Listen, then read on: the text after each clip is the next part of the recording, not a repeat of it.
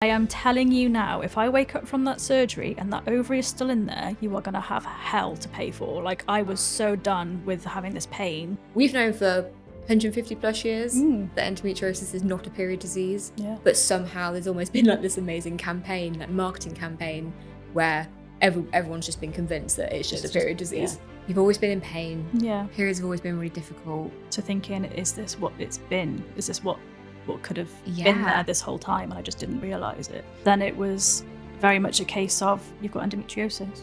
There you go. And I was like, what now?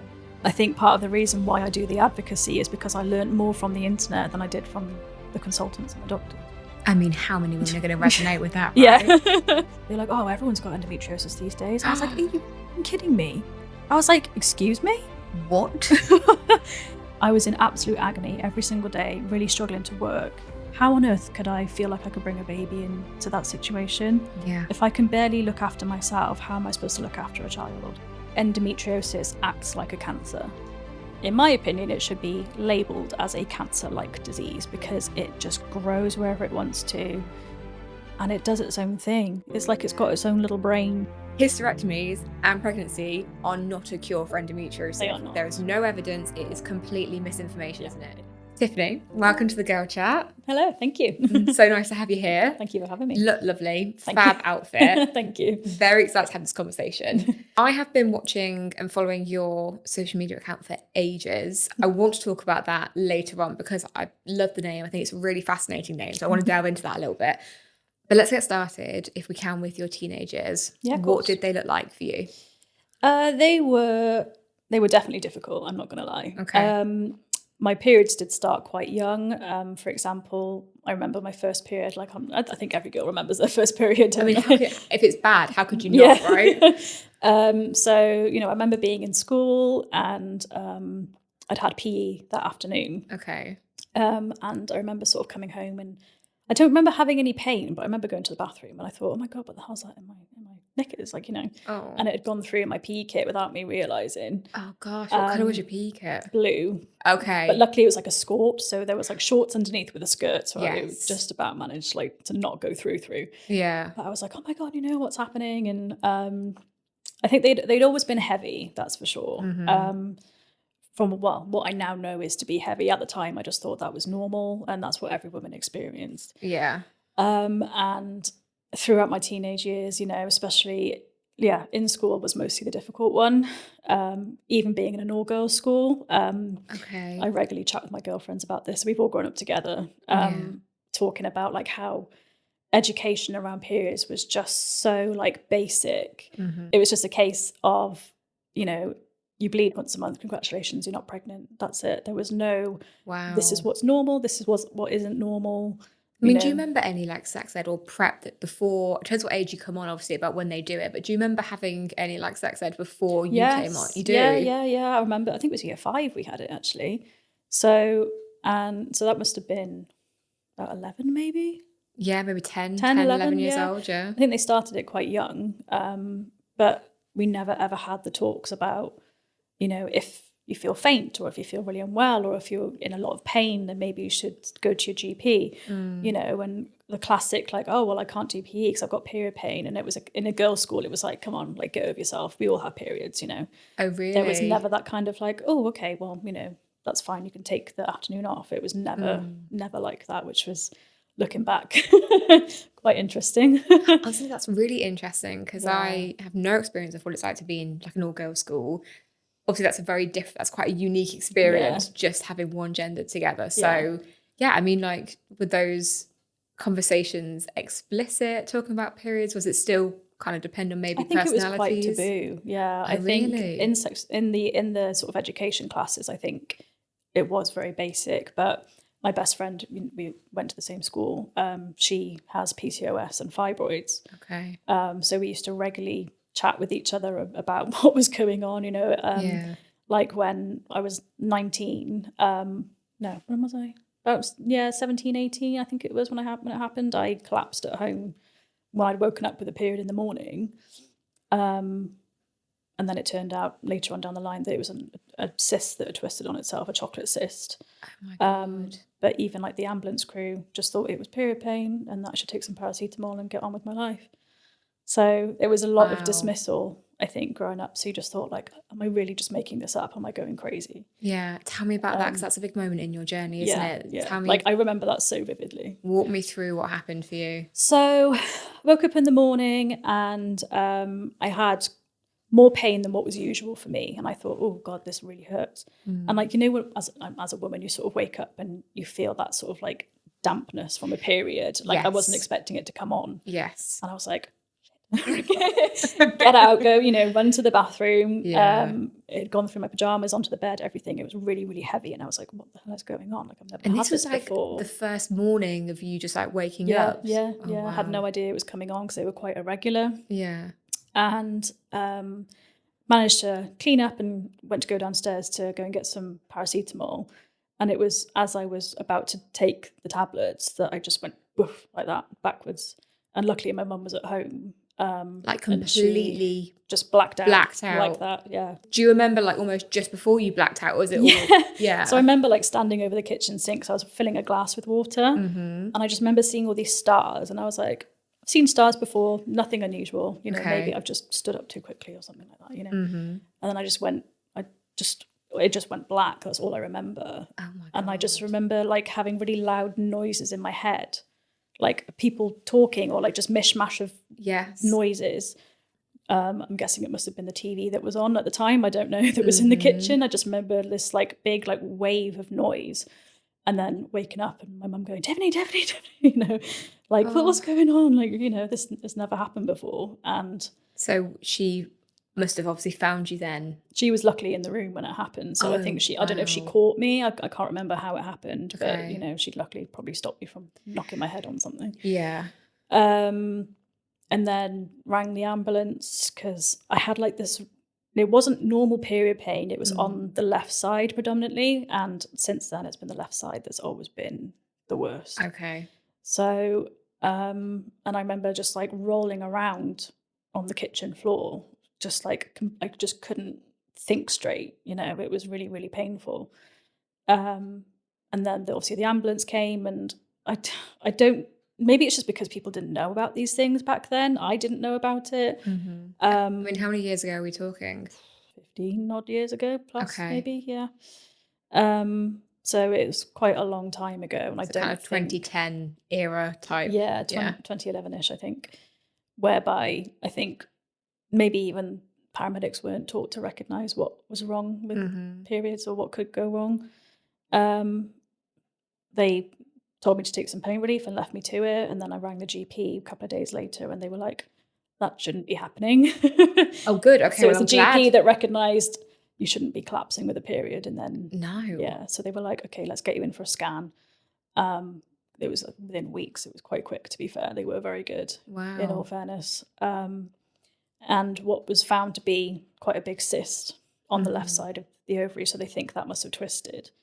And then within a couple of weeks, had my first surgery at 19. Whoa, hold on. So, okay. Like really, this really quick. This is a whistle-stop tour. Yeah. Okay, so emergency situation, rang the GP, and was it a transvaginal ultrasound that you had? I think I had both. So both transvaginal and belly. Yeah. One, so. Do you know ish how long between ringing the GP and that scan? I think it was only a couple of weeks. I think they wanted it to be quite urgent because I think the GP was wondering if it could have been a twisted ovary. Right. So I think they wanted it to be quite quick. And that did come up very clearly on the scan. Yeah. And it looked like they'd sort of, I don't know what they call it, but where it must have twisted on itself and twisted back out. And it must have left some sort of fluid build up, something that wasn't obviously looking quite right. Yeah. So then a matter of weeks again from the scan to the surgery? Yeah. So my parents luckily had private insurance. Yeah. So got a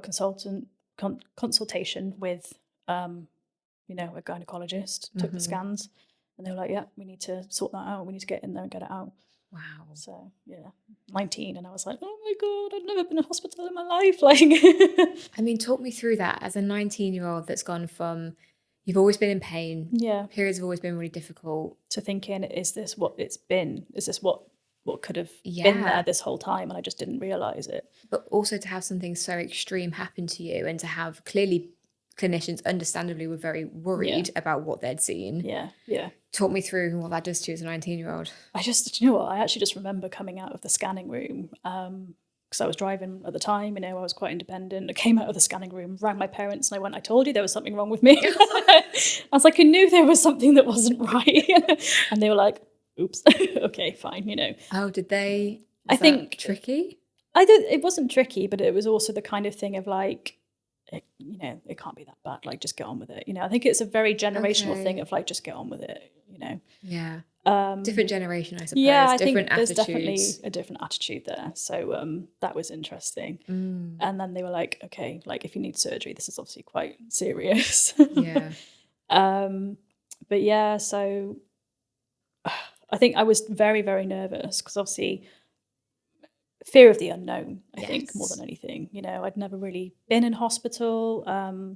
Actually, I don't think I'd ever been in hospital. Never even been in an A&E before that, you know. Okay. And as a nurse myself now, it's a bit weird looking back at that. Yes. So, yeah, it was definitely like this big whirlwind change. But it was also kind of like quite reassuring of actually there is something that's been causing this. And now I can get the answers to that. So there was a bit of like, okay, this is freaking me out. But they did say, you know, they will be looking for things like endometriosis and all that when they go in there, because they said the cyst was quite big. And when they went in for the surgery, that was when they found out that it was an endometrioma. Right. Also known as a chocolate cyst. Chocolate cyst, yes, yeah. So I don't know. I think new scans nowadays can determine the difference if it's fluid or chocolate blood. Okay. They just knew it was a cyst filled with some kind of fluid. Okay. They couldn't tell the difference on the scan. And then, yeah, when they went in for the surgery, that was when they said they found spots of endometriosis and adhesions and things that shouldn't be there. So, wow. Yeah. So did you get a clear diagnosis or multiple diagnoses from that? So they kind of could walk you through, yes, this is what all these different things look like and mean for you? Yeah, I didn't really know what endometriosis was. So that was new for me. Yeah. Didn't even realise you could get cysts on your ovaries, let alone a chocolate cyst. I had, you know, but them sort of explaining to me that, you know, that could be old period blood, that kind of made a bit of sense for how heavy my periods were and how painful they were. Yes. So, yeah, it made sense. It's sort of a little light went off when they said, yes, we found this, you know. So you've very quickly gone from being a late teenager, like a young adolescent, who is suffering but is just kind of getting on with it. Yeah, like, still considered fairly normal to themselves in their life, and they're just kind of carrying on. Yeah. To waking up from surgery and coming out of that and being given a huge diagnosis. Yeah. What does that do to you, like emotionally, psychologically? I think the first thing was relief, to be honest with you, because it was like there's a reason that what's been happening has been happening. And it kind of made me feel like, okay, I'm not going insane. Like there was actually a medical reason of why what's happened has happened. But then it was very much a case of, you've got endometriosis. There you go. And I was like, what now? Then? Right, okay. You know, there was no kind of like, you know, well, let's keep an eye on things. Let's see how your periods go and, you know, try and sort of create like a plan, for example. There was nothing of that. So all the research I had to do on my own, you know, researching endometriosis and cysts and everything on Google and whatever I could find to kind of understand it. But I think part of the reason why I do the advocacy is because I learned more from the internet than I did from the consultants and the doctors. I mean, how many women are going to resonate with that, right? Yeah, exactly. And I think that's why I do it, is because if there's someone in the same situation that I was 20 plus years ago, that like social media is good for quite a lot, you know, a lot of things. And I think advocacy and information can be one of the good ones. Yeah. Wow. Well, that's just like someone handing you a very, very heavy weight, isn't it? And kind of being like, whoa, okay, right. Yeah, like what do I do with it now? Like, how do I carry it? What do I do with it? What does it mean for me? Yeah. I'm not sure whether this is before your diagnosis or afterwards, but there's a very big pivotal conversation with the GP that you had. Yes. Tell us about that, because when I read that, I just... All throughout any sort of GP consultations, they'd always said, you know, thinking about fertility and all that kind of stuff when you're young. When I wanted to go on the pill and things to help my periods, it was very much a case of like, well, the children thing came into it quite quickly. Even when you were a young teenager and wanting to go on the pill? Yeah, to try Oh, really? Yeah. They were like, oh, well, you do know it can affect this and that. And I was like, I just want to try and live a normal life and not be in pain every month, Yeah. So that's when I started having like 3 months on the pill and a break rather than having it every month because I just couldn't cope with it. This was a year or so before the surgery happened. Wow. It was just getting worse and worse. But I think the biggest one was definitely after the surgery, because it was a case of like, you've now got this scarring now on your ovary and your tubes because of what's happened. You've now got scarring because we've taken away endometriosis spots and all of this kind of thing. So it was very much a case of straight away, you need to think about your fertility. And I was like, I'm 19, like, give me a break. So yeah, I think straight away that it's always been in the front, like the forefront of my mind. Getting into relationships quite young, it wasn't a case of like, oh, is this person good for me? It was, could I have children with this person? Wow. It was very much at the front of my mind, because I was genuinely terrified that by 25 I wasn't going to be able to have children. Wow. I'm now 32 and I know that that's a different situation. Yeah. But it was scary. I genuinely thought it was like a ticking time bomb. And I remember having very similar conversations. I was also actually 19 when I got my diagnosis. Oh gosh. And it was a bit of a weird, they talked in the same conversation, we had a very serious conversation about hysterectomy, but we also then had a very serious conversation about getting pregnant and having children. So they don't quite match up. No, I think that's what frustrates me as well. It's either have a baby to try and help the endometriosis or have a hysterectomy. Neither one of those options are viable, really. Yeah. Either one of them is horrifically painful. And for me personally now, if I chose to have a baby now, or say a year before when I had my adenomyosis diagnosis, I was in absolute agony every single day, really struggling to work. How on earth could I feel like I could bring a baby into that situation? Yeah. If I can barely look after myself, how am I supposed to look after a child? Yeah. And I think that used to really frustrate me when any doctor would say to me like, oh, well, maybe get pregnant. I'm like, a baby isn't going to fix this. No, for so many reasons. So many reasons. We should just say it down the camera.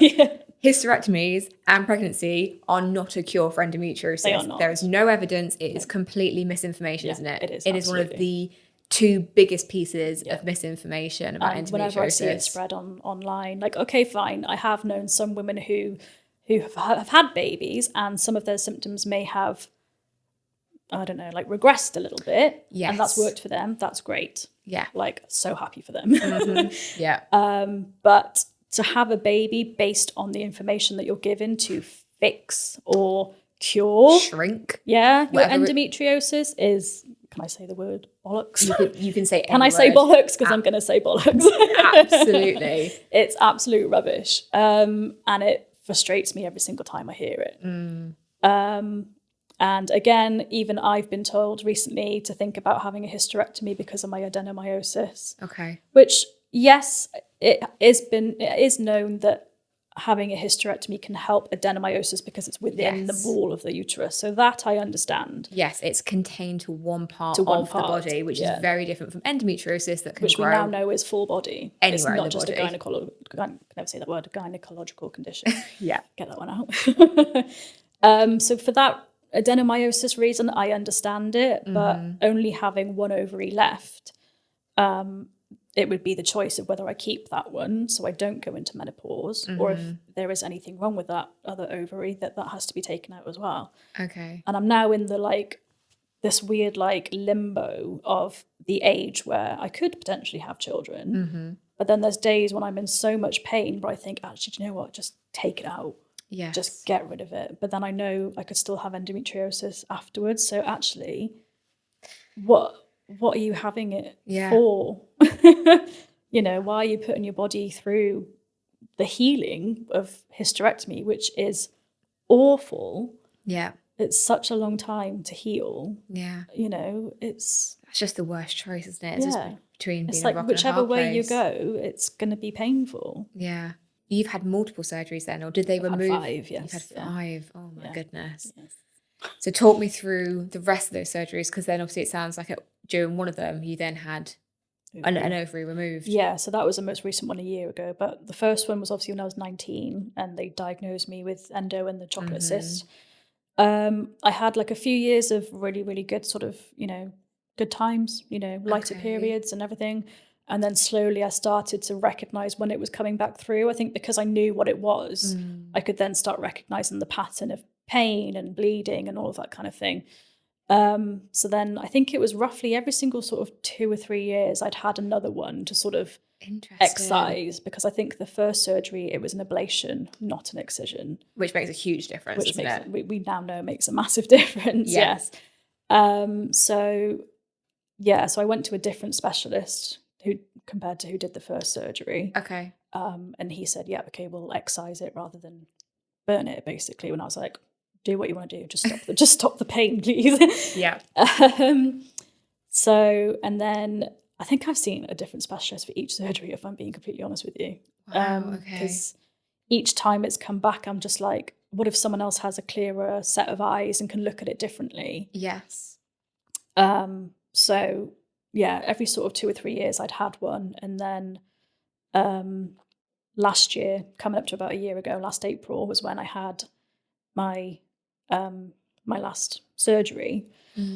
And that was just because, again, really, really struggling with the pain. For years, I've been saying that there are times, with endobelly, for example, you can feel quite bloated and the classic signs of what it looks like. Yeah. But I wasn't getting like the physical bloating, but it literally, for years, I've been saying it felt like there was a bowling ball in my uterus that was like weighing me down. And that is such a common description, isn't it? And apparently it's quite a common thing with adenomyosis, which yes. I didn't even know about adenomyosis, never even heard of that before they started saying, oh yeah, well, on your scan, your uterus looks a bit lumpy and a bit weird. And I was like, well, what does that mean? And we should explain for people that don't know. So endometriosis, as we know, is a systemic inflammatory full body disease. Full body, yep. It's where endometrial-like lining, and the like not is... Not the actual lining. No, the like is so important, isn't yes. it? It is... Yep. It's not it's not the correct technical way to describe it, but I often think of it as almost like a mutation, because it's like it's changed itself from the actual lining. It's like it's got its own little... It's like... And it frustrates me that I think, for me personally, I don't know if anyone else here agrees with me, but endometriosis acts like a cancer. It does. And in my opinion, it should be labelled as a cancer-like disease, because it just grows wherever it wants to. And it does its own thing. It's like it's got its own little brain. Yes, and it's actually created its own estrogen source, hasn't it? Actual endometriosis has its own estrogen source. Some of my worst pain has been when I've been on chemical menopause, but the endometriosis has still come through. And it's because endometriosis can make its own estrogen and it can form wherever it wants to. Exactly. So I'm like, well, why am I putting my body through a chemical menopause if it's not changing anything? Yeah. It's just frustrating. It's so frustrating. So yes, endometriosis is that endometrial-like lining, but it can grow outside of the pelvic cavity, which means anywhere in the body. So it can be thoracic, which is chest. It can be leg. It's been found in the brain, eyes, in the spleen, in the eyes. Legs. I saw one recently, or someone's wrist I've seen. Gum. People have found endometriosis in the gums. They've linked it to gum disease. There's a study recently, which is really interesting. That's terrifying, isn't it? Yeah. And then adenomyosis, we often describe that, I have, as almost like people say it's the evil twin of endometriosis. It's like endometriosis, but it's confined within the muscle, the wall of the muscle of the uterus. Yes. So it doesn't have anywhere to go. Yes. So if you imagine those tiny little deposits of blood, and they grow and they get bigger, and it makes your uterus sort of quite bulky and heavy, and it sometimes enlarged in some really severe cases. And I think what really annoys me is that it only got its own NHS website last year. I know, there are no nice guidelines for adenomyosis. No, nothing. It's ridiculous. It's so frustrating. And the amount of women, like you've got both, I've got both. Oh God. I know, lucky. two for the price of one, right? But the amount of women that have endometriosis will also have adenomyosis. Yeah. Not necessarily. You can have one or the other or both. But it's not uncommon. There's definitely a correlation, isn't there? 100%. Absolutely 100%. Because if you think, like I said, if that blood has nowhere to go, and if your lining isn't for whatever reason, if it's down to not shedding properly or the blood's not expelling properly and it just sits there, I'm sure any woman who struggles with heavy periods and painful periods, that could also be a reason why. Yes. And you have no idea. Yeah. It's just insane to me. It really is. Wow. Okay, so that most recent surgery was the big one. Massive one. Yeah. So sorry, walk me through that again. So I've been struggling with all the pain. Yeah. I had my previous job I was dismissed from because of the absences. And you're a nurse? And I'm a nurse. Yes. Wow. So that was quite frustrating. Okay, we'll come back to that. We'll do the last surgery and then we'll definitely come back to that. So yeah, that happened, and then I got into a new job up in Manchester, and it was a much more calmer job. I was thinking, right, yes, okay, I need to work, but my body came first. I was like, I need to slow down. I'd spent 4 or 5 years working in A&E and minor injuries, you know, and I was like, I've done my time. Like, I'm semi-retiring, you know. Yes. I'm just taking it easy now. But unfortunately, the pain was still coming through. I would spend days and weeks off work, so I just physically could not cope with the pain. Taking really, really sort of high medications like, you know, gabapentin, morphine would affect my cognitive ability. So at work, I was missing things or forgetting things through no fault of my own. My brain just wasn't there, just wasn't working because of the medication that I was taking. That was how I was trying to cope. Yeah. And then I'd spent weeks in A&Es on and off, you know, admitted to the gynae wards. And when they did the scan, again, I think it was a transvaginal one. I had a couple of them.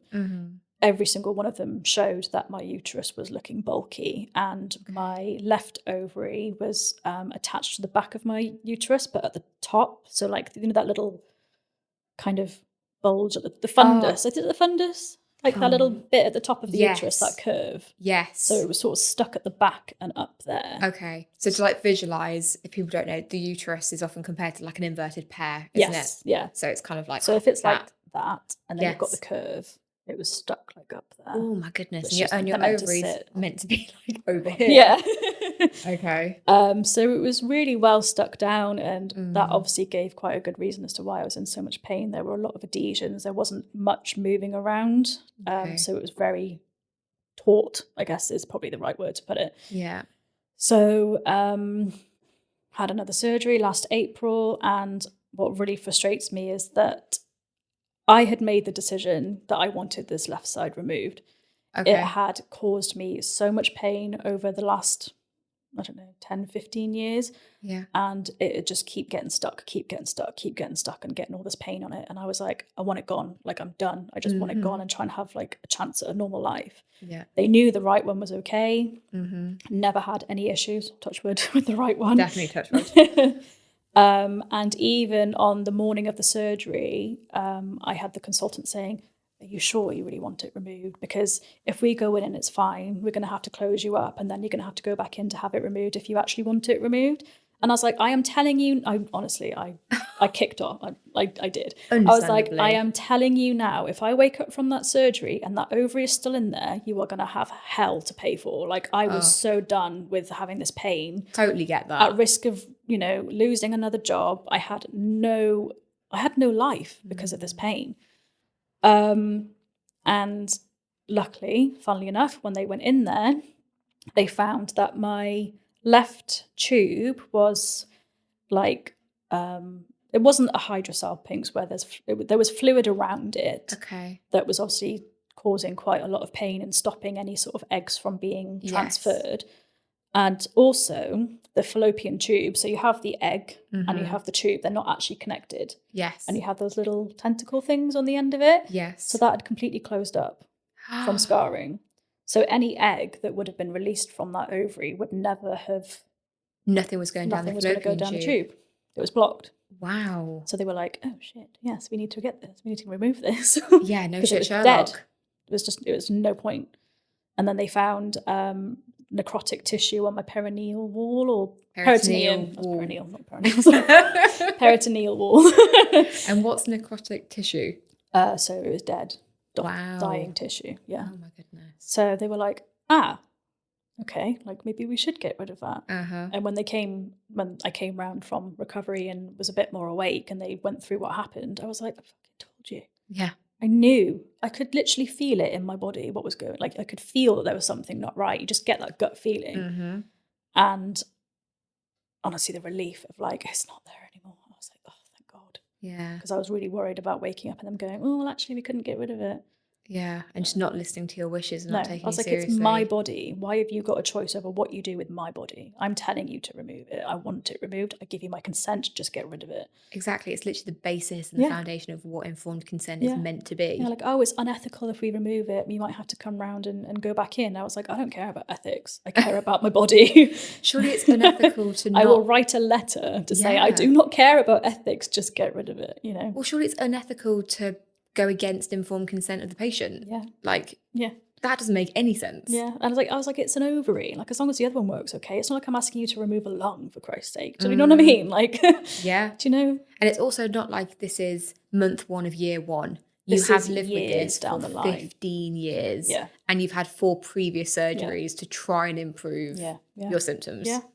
But I still feel like sometimes like you're not believed. So the amount of times that I went into A&E and genuinely no word of a lie, I remember saying to one of the doctors there, like, oh, I've got endometriosis. And they're like, oh, everyone's got endometriosis these days. I was like, are you kidding me? I was like, excuse me? What? And I just could not believe what came out of this person's mouth. I was like, I've had it since I was diagnosed at 19, but I probably had it for a lot longer before that. Yeah. I was like, I'm not making this up. That's disgusting. Yeah. How rude and ignorant you have to be. Yeah. Oh, everyone's, it seems to be like the cool thing nowadays. Everyone's talking about it. The cool thing. Yeah, you know what, mate? Having permanent organ damage and really potentially... Yeah, I feel really, really cool. Losing organs. Yeah, that's really cool. That's just the club that I wanted to join when I was a teenager. Yeah. I didn't ask to join this club, for Christ's sake. I didn't want to join the club, and I'm in the club anyway. Yeah, exactly. Yeah. Oh my God. I really had to bite my tongue. I was like, you what? Wow. I was like, no, I'm not making this up. I've generally had this for most of my life. Yeah. So very interestingly, as someone in the medical system, a nurse, a medical practitioner. That really annoyed me. Oh God, I mean, like, tell me about all of that, because, I mean, like, obviously it sounds like you had a really hard time at work because of what you were suffering with. Yeah. And then also, do perspectives change for you? Did you get almost more pushback because you were a nurse when you then went in saying, actually, I'm really struggling? No, I mean, to be honest, like I don't tell, if I'm going in as a patient, I don't really tell anyone that I am a nurse. Okay. So you wouldn't tend to go to the same place that you'd work at as... No. Okay. I mean, when I worked in A&E, it was different because they knew me. Okay. And they had seen me on shift be in pain. So like my team, who I knew, if I was struggling and I'd come in, they knew what to do. They knew I wasn't making it up. But in other A&Es where, like, say, when I moved to Manchester, they didn't really have any of my notes or anything like that. Yeah. So it was like starting from scratch all over again. So... yeah, and I would never really sort of say what my job was, but when they asked the question, oh, what do you do? And I'm like, I'm a nurse. And they're like, oh, shit. And it's like, all of a sudden, like... Do you see the panic on their faces when you say that? Some people, they're like, all right, okay, cool, whatever, you know. But there are some people that I've noticed where, like, their behaviour has changed a little bit. Interesting. Yeah, and I'm like, okay, cool. Yeah. You know, like, are you sure you don't want anything? Can we get anything for you? Like, you know, and I'm just like... you shouldn't be treating me any differently. Like, why does it make a difference? You know? Yeah. But to be fair, the best admission I had in A&E was actually when I had a doctor who had endometriosis. She literally came and saw me. She was like, I'm going to get you on IV morphine, IV paracetamol, And I was like, oh, I love you so much. She was like, I have it. I get it. Like, wow. I know you're not making this up. And I was like, oh. In a way, like, I wish all doctors were like her, but obviously I don't want all doctors to have endometriosis. Yeah. You don't want people to suffer, but it's desperately... the level of understanding. Yeah. We need a better understanding, which in lots of ways, for a certain, like, I think, like, deep root level, you can only get that deep understanding from lived experience. Yeah, or even someone whose sister has had it and they've witnessed certain, like, events, or, you know, they know someone and they've seen them in that much pain. Yeah. It's only when people realise, like, say, for example, I have some really good friends who know I've struggled with it for years. But I remember coming back from a Taylor Swift concert with 2 of my friends in Cardiff, and I had like a really bad flare in the car on the way back, and my friend literally had to stop on the M4 for me to get out of the car because I couldn't breathe. I was in that much pain. I was like, I need air, I need fresh air. Oh my God. And this friend who'd never witnessed this before, my best friend has many times. She spent countless hours in A&E. She was like, yeah, you do what you need to do. We know the drill. Yeah, carry on. And my other friend was like, is this what happens? And my best friend was like, yeah. Wow. And it wasn't, I think, until then that she realised how awful it can be. And seeing me in that much pain, she was like, oh my God, wow, this is really bad. So that was quite eye-opening for her then. She was educated on that night. Yeah. And we have to remember that there's a lot of women, and I'm glad about this. I don't want more women to suffer than, already do. But there are a lot of women out there, and we get a lot of these comments on social media, actually. And I always find it really interesting, the psychology of a lot of women. We had like a post that went viral about the Marina coil and the insertion of the Marina coil. Oh, don't even get me started. Honestly. And most of the comments, understandably, because of our audience, were saying yes, awful, or they used, or if they didn't use painkillers, it was awful, or if they did, this is what they did, and different things. But overall, mainly negative, because it's not done the way it should. No. But then there were really interesting, lots of comments being like, oh my God, this is hilarious, it's not even that bad, or wow, this seems really dramatic, mine was fine, or I didn't feel anything, what are you guys complaining about? I'm really happy for those people. Like, you are so lucky, but you are probably in the minority, if I'm being completely honest. But also, like, that's an opportunity to think, wow, okay, there's a big group of people here who really struggle, clearly having some massive problems and are really struggling. Yeah. And I found it really interesting. I thought, God, we've got so many issues, girls. We really don't need to start undermining each other. If you don't struggle, that is fantastic. Yeah. But don't then undermine your own gender, but we've already got problems with women's health. We've got enough going on. Yeah. But I remember the first coil I had was horrific to put in. The second one I had done while I had a surgery. Yes. So luckily I was out for the count and didn't have a clue what was going on. But when I had one removed, male gynecologist just went yank. And I was like, I was crying. The nurse who was a chaperone, she was literally holding my hand, and I was crying. And he was like, just put your pants on when you're ready. And I was like, can you give me 10 minutes? I was literally in agony. He literally just yanked it. Just speculum, done. Oh, like, yes, it was quick, but oh my God, it was literally like it scraped on the way out. Oh, God. And did he know about your diagnoses? Yeah. He was one of the specialists. He was one of the ones who had done my surgery. Oh, for goodness sake. Yeah. I'll just put your pants on when you're ready. I was like, excuse me, how about I kick you in the balls and then tell you to put your pants on when you're ready? You might be there for a while. I love that. Oh, that's brilliant. I'm going to have to remember that comeback. That is absolutely brilliant. Like, see how you feel. Yeah, exactly. Yeah. I do bite back a little bit sometimes. I'm quite bad. It's an interesting debate, isn't it? Because if we don't advocate and stand up for ourselves, who's going to? Exactly. Yeah. I mean, I always will say, take someone with you to appointments. Like, don't do this stuff alone, because it normally doesn't end very well. Yeah. But even with someone with you, if we don't have the ability and the confidence to actually go, you know what, mate, that was inappropriate. Yeah. Actually, no, you don't get to say that. You don't get to treat me like that. Yeah. So, like, one of the girls that I work with, she's quite young, in her early 20s, and she shows signs that what's happening could be endometriosis. Okay. Obviously, I can't diagnose. I'm not in that position. Yeah. But just from talking about what's been happening with her, she randomly bloats at times. Her periods can get really heavy, and like just all these signs. She's been getting really bad, like right sort of lower pain, not enough to be appendix, but in the right place that it could be an ovary. Yeah. She's been having like random bleeding and like brown blood coming through, and she's had like really bad, what she literally has described as really sharp pain. And I'm like, that could be a cyst happening. It's all these, but when it's all these red flags and warning signs, isn't it? And and she was like, well, if I ever go, I've said to her, like, please go to your GP at least, like just try and because she's recently had some wisdom teeth out, and she's been on Oromorph, and funnily enough, the pain has stopped since taking the Oromorph. But then when she came back off it after having her teeth out, the pain started coming back through again. And I said, that's a good enough reason for you to be going to the doctor. If that pain requires that level for you to not feel it, and she was like, right, I'm taking you with me as my wing woman. I was like, I'm happy to do that, more than happy. I imagine you'd be the best wing woman. I can definitely see that. Like, what do you think you're doing? Get that referral in now. Exactly. Yeah. So when we all go through it on our journeys, we are never going to be in the position that we're now in 10, 15 years down the line Now I could do a fantastic job with my younger self now. Yes, I'd be like, yes, right, come on, we're so ready. Yeah.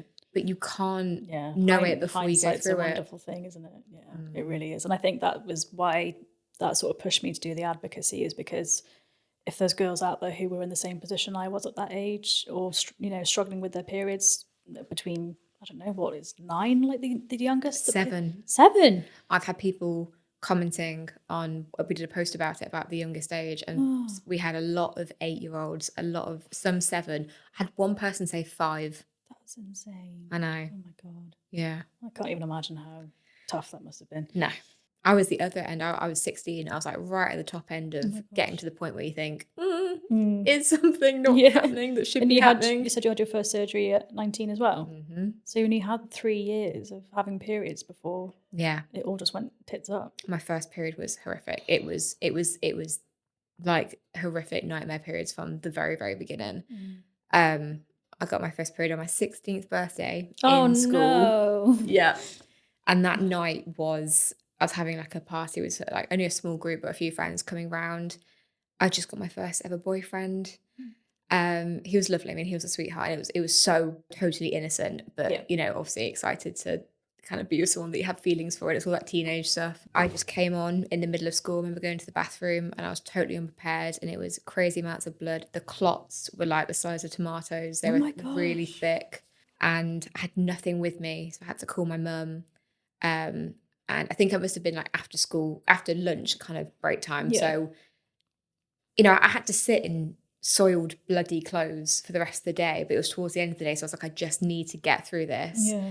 We're starting to feel sick. We're starting to feel nauseous, all the pain, all those things. And I remember her picking me up, and my mum's amazing, but she was like, we're going to sort this. It's going to be okay. Just like that day, we're going to deal with it.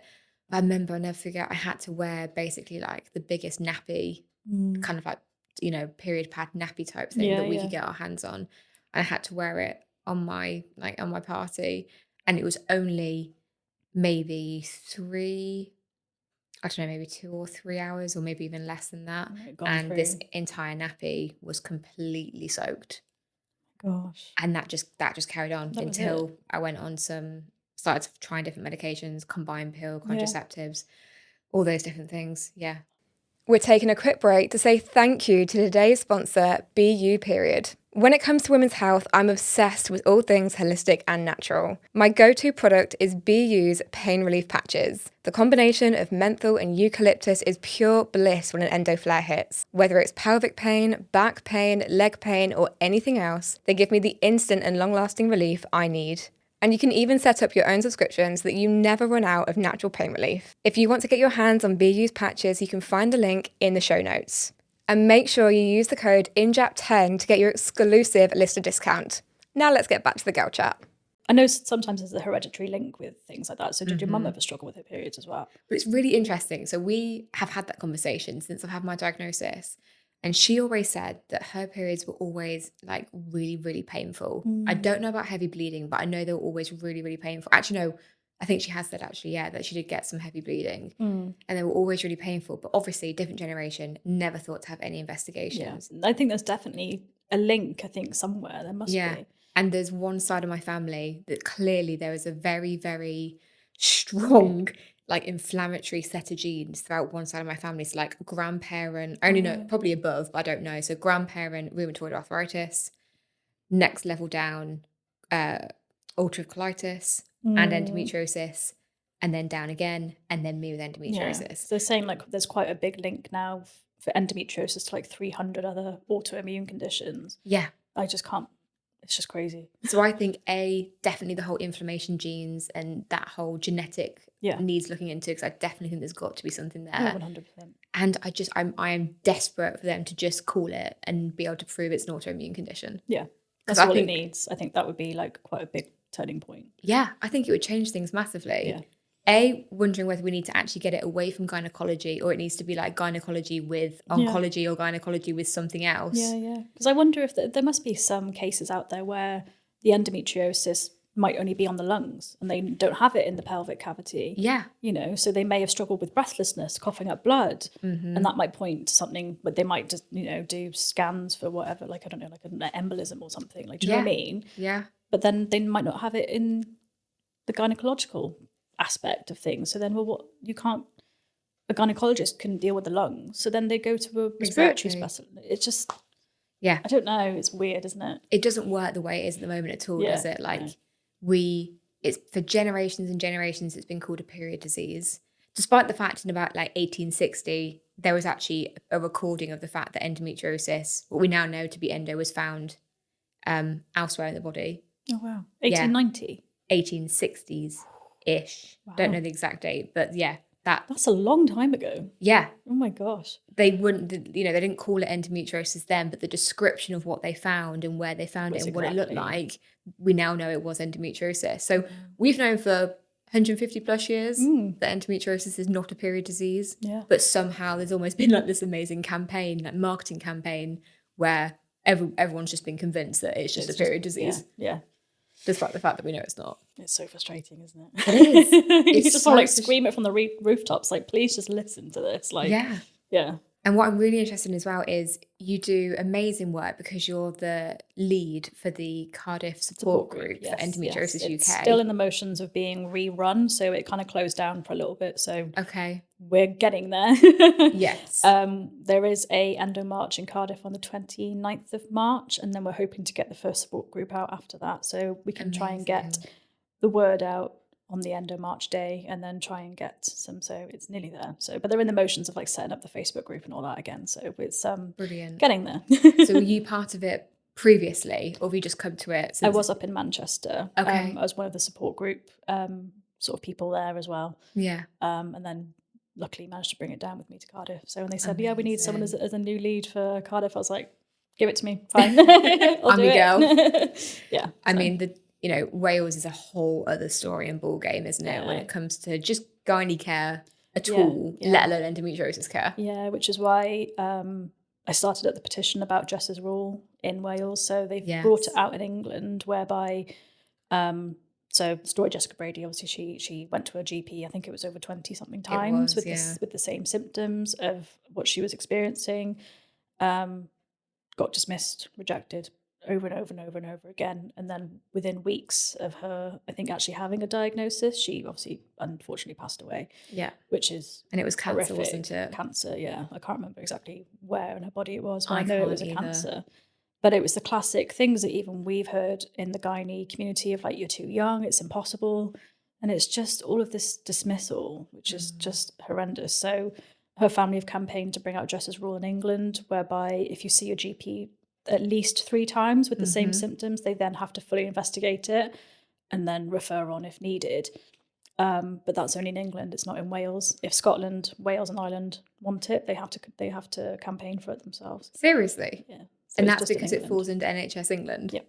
Oh, for goodness sake. So I've started it in Wales. Thank goodness. So what does that look like for you? What do you have to do to try and get that implemented? So at the moment, the petition has got 250 signatures for it to be considered by the petitions committee. Okay. So I'm still waiting to hear back on that at the moment. And then if it gets to 10,000 signatures, it then gets debated in the Senedd, which is also the big Welsh Parliament. Yeah. For hopefully then implementation. We'll see, but we're trying to get the word out there. So it would be a massive game changer for Wales, definitely, because Wales is quite old and set in their ways, I think, when it comes to healthcare. They're a bit behind, I think. Okay. Tell me about what it looks like in terms of the effect of, is it across primary, secondary and tertiary? Is one area more problematic than the other? I just hear a lot of stories from people, you know, where it just takes forever for things to be done. I'm also, you know, I'm now being re-referred back to gynecology and chronic pain because coming from Manchester, I've had to start all over again from the beginning. So myself, I'm waiting for all of these referrals, and it's just like you need to push, I think. Yeah. And I think because of my history with endo and everything, I'm not afraid to just keep ringing the GP and saying, get that referral in, or can you expedite it, because this, you know, I'm struggling. Whereas, you know, I think pushing for your own healthcare is not a bad thing. And I think people are scared to speak up. But if it's really, really affecting your life, then just go for it. You know, like my best friend, she's waiting for gynecology at the moment in Swindon. And she went to the GP the day because she's been struggling with really heavy periods, clots, very similar to what you've experienced, which she now knows is PCOS, but they've found fibroids on her scans. Yeah. So she went to the GP the other day because she's still struggling with her periods. They're leaving her absolutely fatigued, knackered, you know, everything under the sun. And she said, "Oh yeah, well they've said just, you know, watch and wait." And I said, "Did you ask them to expedite the referral?" And she was like, "Oh no." Well, no. She did say yes, and they said they wouldn't do it. And I said, "I can tell you now, if I was in that doctor's surgery with you, I would have put my bloody foot down." You know. And they just said, "No, we're not doing it." Yeah. Oh, there's no need to. With this amount of bleeding is normal with fibroids, and she's very similar in what you've experienced, where you're saying you're bleeding through pads constantly, clots the size of lemons. Like she gets it really, really bad, and I'm just like, how can you say that is normal? Saying it's normal is ridiculous because anyone with common sense would be like, well, that's not normal. Yeah. So, and then even using the line of, oh, it's normal for fibroids. Yeah. That doesn't mean that you don't do anything about it. Exactly. That doesn't mean nothing needs doing. Yeah. That you've got fibroids. Clearly, this is causing a lot of issues. Yeah. And she's in that stage of her life where she settled down with a partner. They are starting to think along the lines of the next couple of years, are children going to be in the picture? So she obviously wants to get her body to a place where it's not hostile, in the for better part of the word, where she could viably have a healthy pregnancy, you know, and a healthy birth. Yeah. Whereas currently, the way things are, I think she would really, really struggle. Yeah. And that's exhausting, you know, having to go through miscarriages, horrifically traumatic.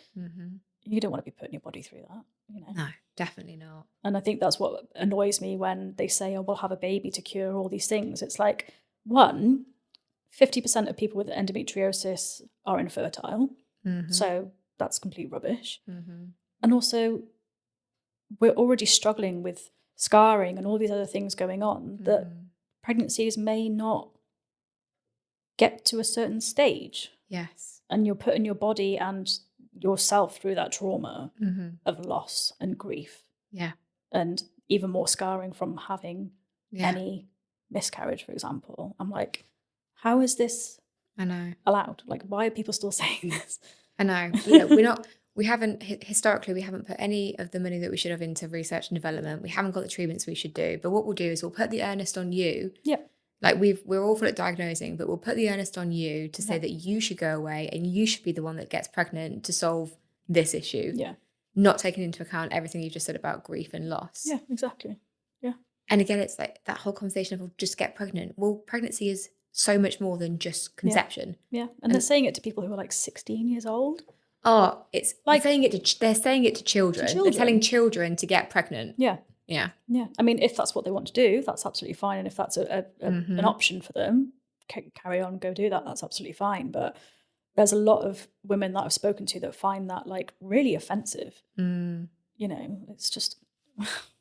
I found it, I had, like you, both 19 years old, had that fertility conversation. I remember hearing it and thinking, I almost felt a little bit violated of like.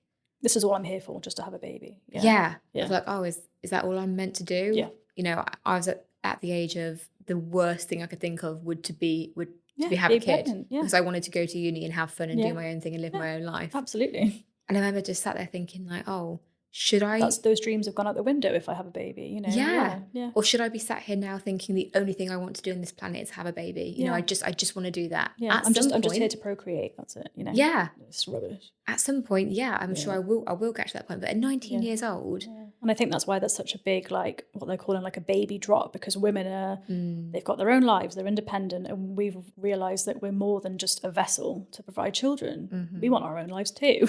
And I'm loving like the uprising about it. Like, love it. I'm like all there for it. Oh, it's that clip from Diary of a CEO. Have you seen that clip? Oh my God. Two men sat there talking about how men can't pass down their gene pool. It's a massive there's a male problem. loneliness epidemic. It's like, because women have realised we're a lot better than what you think we are. Well, we're not one-dimensional. Yeah. And also, I mean, that's a whole other conversation, isn't it? But like, it's so multi-layered and complex, the whole conversation around children. Yeah. Economically, can you afford it? Well, yeah, exactly. If you live with a condition, like you said earlier, can you look after yourself well enough that you think you've got the capacity to look after another human being that is going to be completely financials dependent around that as well? You know, like say if you're on maternity leave, we all know maternity pay isn't wonderful. And, you know, if you're still left in pain after childbirth with whatever was there before endo, adeno, whatever, and you can't work, like, it's just, don't even get me started. It's a minefield, isn't it? It really is. It's a total minefield. As we come towards the end of the conversation, I do really want to ask you about your incredible social media channel, which we're going to put all the links to so people can follow, because the advocacy that you do is amazing. Oh, thank you. But you called it the Tortured Uterus Department. I did. I'd really love to know where that name came from and what it means to you. For ages, actually, I wasn't really sure what to call it. I can't remember what it was called before that. But funnily enough, and I actually have to give credit to someone else for this, there was a girl that I was speaking to who... it was around when Taylor Swift obviously released the Tortured Poets Department album. And she put up a little like drawing thing, and the thing on the post said like, oh, the Tortured Uterus Department. And I was like, that's amazing. Like, I love that. And I was having a chat with her and I said, like, without being really rude, can I use that as my like handle? And she's like, yeah, go for it. Like, that's absolutely fine, you know. So I actually have to give credit to her for it. But being a Taylor Swift fan, along with a lot of other music, I was like, that's actually quite cool. Yes, definitely. So I will never take credit for the name, but yeah, it was just that little moment of like, that's quite cool actually. And it is tortured, you know, when you've got things like endometriosis, PCOS, adeno, it's, you have been through torture, your body's going through torture on the inside. And I was like, that's perfect. Yeah. Like absolutely perfect for what I wanted to try and get across. So. And what's really complicated as well, I mean, I've certainly felt this, don't really know about you, but I find it really hard sometimes to get my head around the fact that you want to try and love your body and support your body, but at the same time, your body or part of what makes up your body is doing this to itself. Yeah. So you're being tortured, but then it's this real mind kind of fuck of like, but then I'm also torturing mental myself. Torture as well, because you're having to go through all this. And like, I've done, you know, like anti-inflammatory diets and things to try and sort of help. And, you know, I'm trying to get back into sort of, I'm doing a lot of swimming because I know my body can't cope in the gym lifting weights. I know like that core work is just going to be so painful for me. So I've been doing like a lot of swimming and stuff. But I mean, every single woman who struggles will know that this is true, that you can do everything right and still have a flare or be in pain. Oh, God, yeah. You could eat healthy for weeks. You could do everything exactly as the book tells you to and still end up in pain. Yeah. So it's just trying to find like what works for you individually. There is no one fits all. No, definitely not. And I think it frustrates me that that's where healthcare still is. Like, oh, we know the pill works for X amount of women. We know, you know, chemical menopause works for X amount of women. I've been through every single one of those treatments. Not one of them has worked. Really? No, not one of them has helped. It says a lot, doesn't it? Yeah. And when you have a framework and a system that is so boxy and just keeps everything boxy, it excludes so many people from that. Yeah. And you're putting these things into your body where it's just, your body's probably trying to fight against half of it. You know, it's trying to do its own little thing. And it's just, none of them have ever really helped me personally. No. So. And I think one of the things that I personally have struggled with the most is about talking about trying to do everything right and doing all these different hacks and all these different tips, and social media can be good and bad for that. I think there's a lot of guilt sometimes when like I follow some girls and some women who they found their knack and what works for them, and I'm so happy that works for them. But I think there is a lot of like, oh, like, should I be doing that? You know, or am I a bad person, or am I just lazy because I'm not doing the same things? It's like, no, you just do what you need to do for you. Don't worry about anybody else. You do, like, literally, you do you. That is my motto, you know. Absolutely. And I think the big thing as well is when you try and, well, definitely years ago when I first started after my diagnosis, for such a long time I was like, I need to be perfect. I need to get it right. I need to not make a mistake. I need to just make sure everything is perfect and I'm doing all the things I should be doing. And inevitably, like you say, when you have flares when my endo came back, when I had to have more surgery. Very similar, actually, that 2 to 3 year period. Yeah, it's weird, isn't it? Really interesting pattern. Yeah, I had exactly the same pattern. And then the guilt or the shame or the anger you feel towards yourself, or all those have I done something wrong? Like, should I have done this differently? Or was I not good enough? Did I not work hard enough? Am I making this worse? Yeah. It's awful. And there's definitely a big mental health stigma around it as well. Definitely, 100%. Yeah. And so many women get gaslit by being told that they just have anxiety, or they're just stressed, or they have depression. Yeah. When actually they've been living with a undiagnosed or diagnosed condition for God knows how many years. If they were diagnosed with things like depression, like I have been personally, is it any wonder when I've been in chronic pain for the last 12, 13 years? Well, exactly. And I keep getting dismissed by doctors and other people. And, I'm very lucky that I've got a great group of friends who do understand it. But, if I've come across friends who haven't quite sort of stayed in my life, it's because they don't understand. And if I need to cancel a plan, they're like, oh, well, you cancelled last time, you were fine yesterday, all of that bullshit. Whereas if I cancel all my friends, they're like, don't worry about it, like just take some time off, like it's fine, we'll rearrange. Yeah. And I keep those people in my life because I know that they understand. Anyone who doesn't, there's the door, off you go. Great motto. I don't stand for it at all. No.